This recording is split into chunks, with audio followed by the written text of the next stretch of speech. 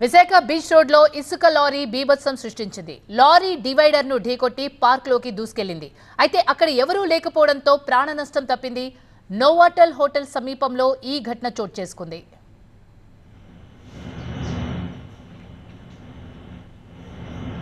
Visakha beach road లో ఇసుక lorry బీభత్సానికి సంబంధించిన విజువల్స్ ని మనం చూస్తున్నాం. లారీ నేరుగా వెళ్లి డివైడర్ ను ఢీకొట్టి పార్క్ లోకి దూసుకెళ్లిన విజువల్స్ ని మనం చూస్తున్నాం. అదృష్టవశాత్తు అక్కడ రోడ్డుపై వాహనాలున్నా కూడా ఏ వాహనానికి తగలలేదు. నేరుగా వచ్చి డివైడర్ను ఢీకొని ఇటువైపు ఎవరూ లేకపోవడంతో పెను ప్రమాదం తప్పింది. అక్కడ నిత్యం జనాలు ఉంటూ ఉంటారు, చాలామంది మార్నింగ్ వాక్ కోసం వస్తూ ఉంటారు. కానీ అదృష్టవశాత్తు అక్కడ ఎవరూ లేకపోవడంతో ప్రాణ నష్టం తప్పింది. అయితే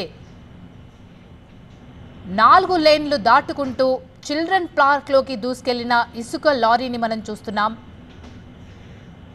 మార్నింగ్ టైం వాకింగ్కి వస్తూ ఉంటారు, అక్కడ ట్రాఫిక్ కూడా ఉంటుంది. కానీ అదృష్టవశాత్తు అక్కడ ఎవరూ లేకపోవడంతో పెను ప్రమాదం తప్పింది.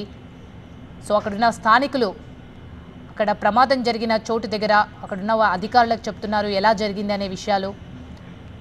విశాఖ బీచ్ రోడ్లో ఇసుక లారీ బీభత్సానికి సంబంధించిన విజువల్స్ని మనం చూస్తున్నాం. లారీ డివైడర్ను ఢీ కొడుతూ పార్క్లోకి ఎలా దూసుకెళ్లిందో చూస్తున్నాం. అయితే అక్కడ ఎవరూ లేకపోవడంతో ప్రాణ నష్టం తప్పింది. 4 లేన్లు దాటుకుంటూ చిల్డ్రన్ పార్క్లోకి దూసుకెళ్లింది ఈ లారీ. అదృష్టవశాత్తు అక్కడ ఎవరూ లేరు. నోవాటల్ హోటల్ సమీపంలో ఈ ఘటన చోటు చేసుకుంది.